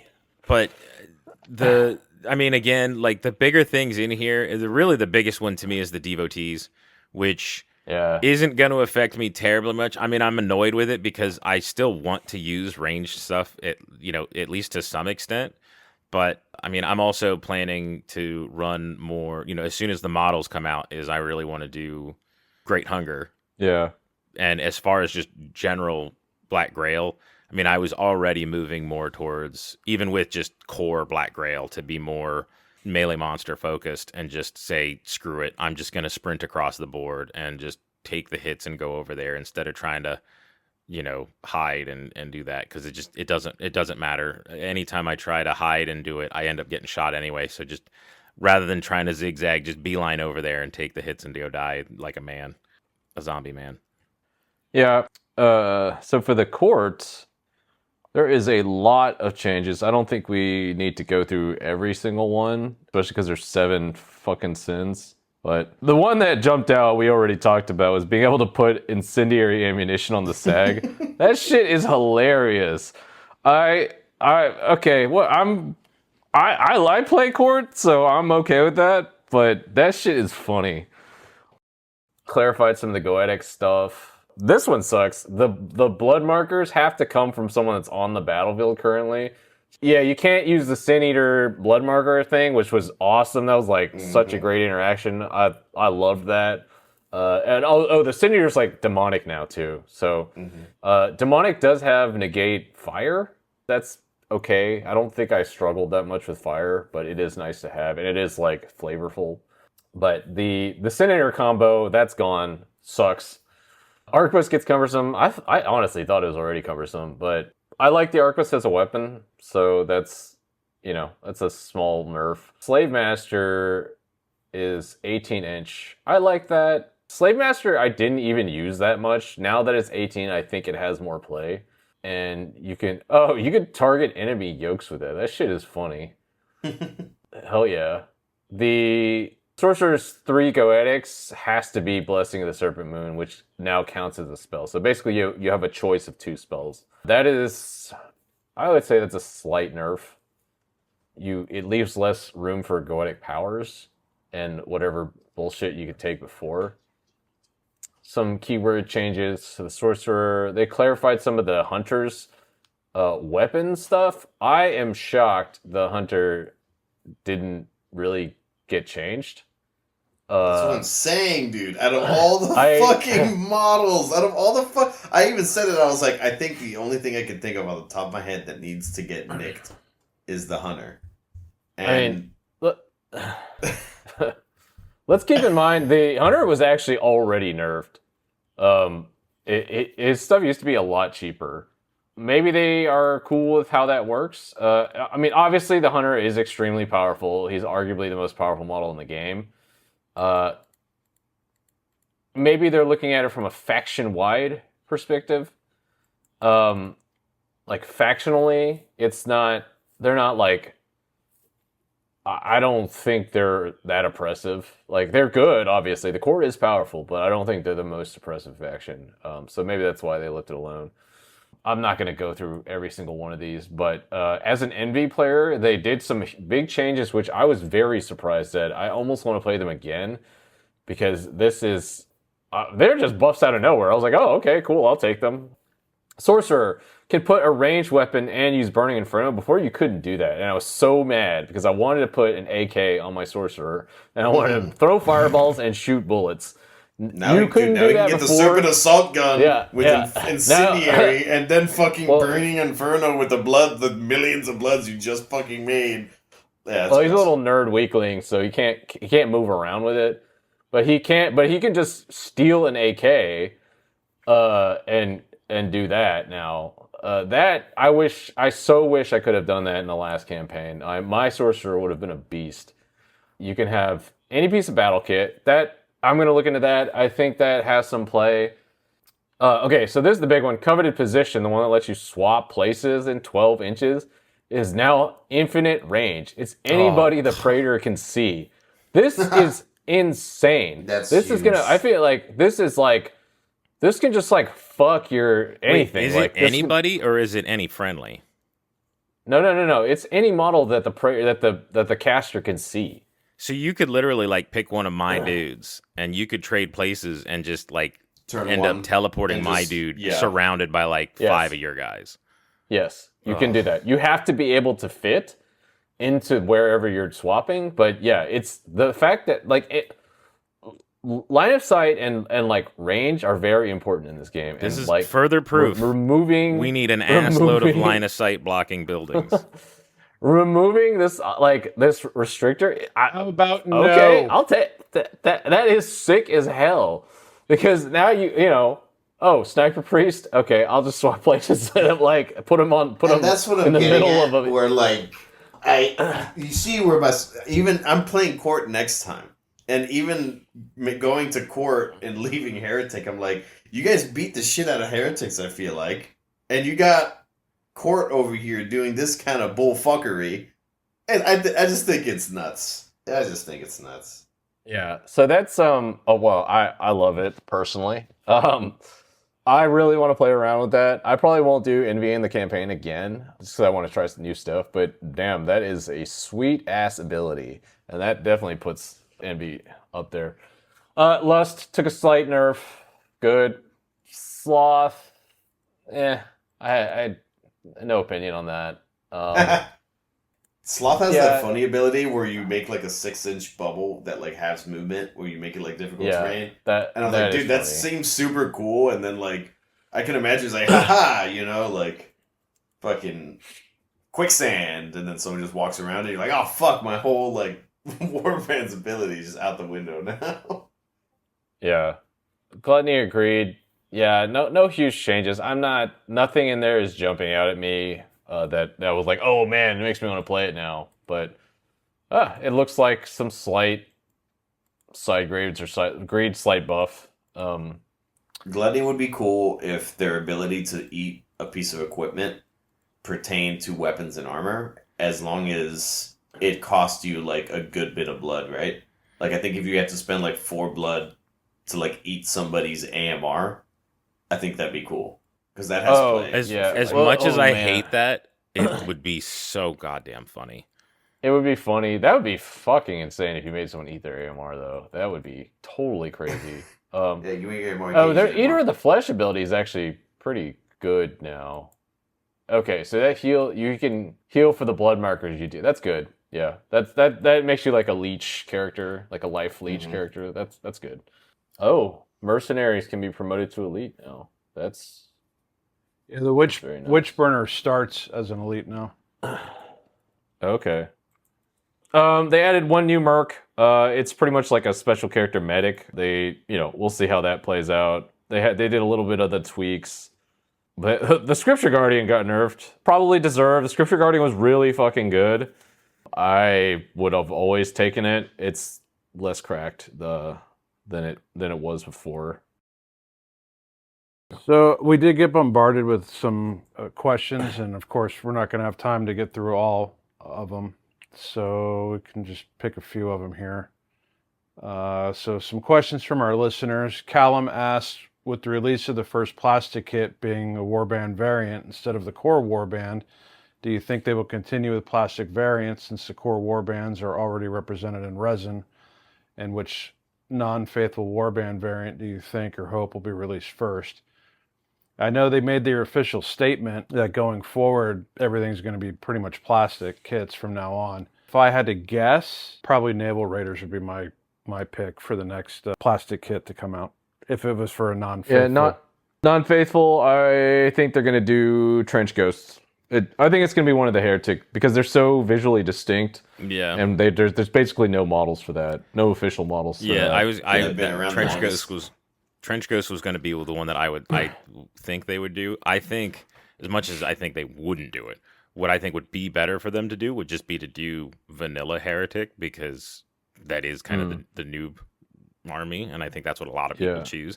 And I feel like that would be a good one to put in a plastic box, especially since they're moving that way. But I also think that they're gonna leave that in resin for a while, and they're gonna go put all the new stuff in boxes. I think it'll be a long while, if at all, before they go back and make box kits of, which is kind of a funny situation, right? Because you're gonna get all the sub factions, the specialty it's gonna be factions weird in plastic, and then the base factions are gonna all be STL. So that's gonna be a weird little thing. Well, I know they've came out and stated that every faction will have official models, like in every sub faction will have official models. Yeah, and I think they'll do stuff they don't have models for first, which that just makes the most sense. Yeah, right? that's why I agree with Eric that I think that Trench Ghost is going to be one that would come up soon because they don't have any official STL models for that either. Yeah, and Trench Ghosts have art, like they have quite a bit of art made for them, and they have a pretty specific design, like philosophy or like design. Look, like aesthetic to them. So I think it's gonna be like one of those. Next one, Grim asked. Grim's on our Trenchfoot Society Discord. What inspires you to spend your free time pushing around and creating worlds for little plastic men? For me, it's just the escape from the mundane reality, of work and everyday life. I can roll some dice and relieve some stress and, get good conversation with some friends and just not have to think about work and, home life sometimes. And it's just for me, just my, one day a week or, a couple days a month, I just cannot think about anything and just relax and have some fun.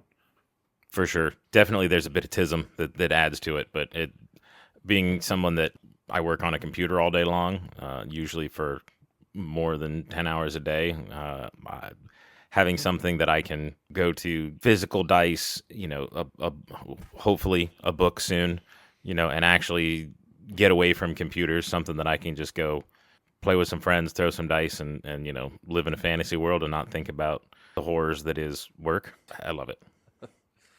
Totally. I love that Trench Crusade. Like for me, you can play on TTS, but to me, Trench Crusade is a tactile hobby.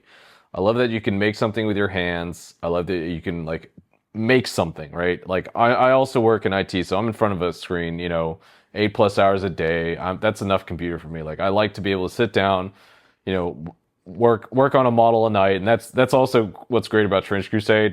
Small warband size. So if you do one model a night, you're doing a lot of progress on your army. So that's that is a great outlet for me that I can produce something with my hands, like just after work, anytime I have some free time. And it's great to be able to like connect with your community and like, just get together and throw some dice. Bunch of fucking IT nerds in here. Yeah. You tried, couldn't do it. No, I was the slave that's master. what you fucking are an IT nerd. You are an IT, bro. No, I'm the slave master for the IT nerds. Okay. Fake it till you make it. I just order them around. So I think we got time for one more question here. Zeros asked, it's kind of like a two-parter. How large is y'all's local scene? And what plans do you have for campaigns or future events within your local group? Our local scene, I mean, Tampa Bay is pretty big. There's multiple game stores around the area. Unfortunately, it's spread out over a large area too. So, Unfortunately, there's a large bay in the middle of us. that's true. But there's a local meme here. It's takes an That's hour what to I get call from that. Tampa to Tampa. Yeah, it really is kind of a pain there. But I mean, it's surprising, how many people we have. That, like when we did our first demo, we had way more people come out than I ever thought would come to it. When we were planning it, I was like, "Hey guys, let's plan for like 3 people showing up," and we ended up having like 30 or 40. Yeah, I was like shocked. And that's like it was a good showing. There's like 3 or 4 stores where there is a Trench Crusade presence, and each store probably has a few, at least a decent regular core group. So there's actually quite a few players. I think you could probably find a pickup game at most of the major gaming stores around here. So the scene is fairly healthy, and I think once we have like merch, once we have boxes, like things like that, we can push it a little bit more. I think we can definitely grow it. Yeah, I think that'll help, and then that also leads into I know with the local shop that we go to a lot here up at Spray Gunner, we've talked a couple times about doing a demo day for that to go over Trench Crusade and get more people into that specific shop. I think nothing serious in all of that. For that, we're planning it in January to do like a learn to play event, and then probably follow it up. We can launch a campaign after that at some point. And I think March is MegaCon, so I really want to do a booth at MegaCon. I really want to do a table there. MegaCon is one of the bigger cons in Central Florida, and I think that'll be a great opportunity to show the game off. Definitely. If you need help with that, just let me know. Yeah, for sure. Unless it 100%. overlaps with Adepticon, because I'm definitely going out to Adepticon. That was sick. And that kind of leads into some different events that we have going on that from around the globe. See, there's the Trench Crusade Narrative event. It's a 2-day event at Everwinter Convention on December 5th through the 7th in Boston. You can just go to wickeddicey.com for more details. Then there's Schmolly's Gaming Cave Cafe Trench Crusade monthly meetup on the 3rd Tuesday of every month at Crown Point, Indiana. And then there's the First Swiss National Game Day, December 7th in Beale from 10 to 7. There's also the War for Christmas, the narrative event. Where's that one? The War for Christmas, a 1-day narrative event at Millennium Games in Rochester, New York on December 7th from 10:30 to 5. Come with 2 lists. Looks like they're doing 900 ducat and 8 glory and 600 ducat and 4 glory with 3 games. So a lot of stuff happening around the globe. And if you have any events or anything you want us to share, just reach out to us. We have a Gmail set up. That'd be trenchfootsocietypodcast@gmail.com. You can send your questions and queries there. You can reach out to us on the Discord, on our Instagram, and I believe we also have a Facebook page set up. Or on our YouTube channel where we also post the podcast up as well. Also, remember, for all your painting and hobby supply needs, check out spraygunner.com. They're our new sponsor. We'll have a link down in the description. You can use code TFS5OFFSG for 5% off of the entire purchase. And we'll post those links again in the details after the show.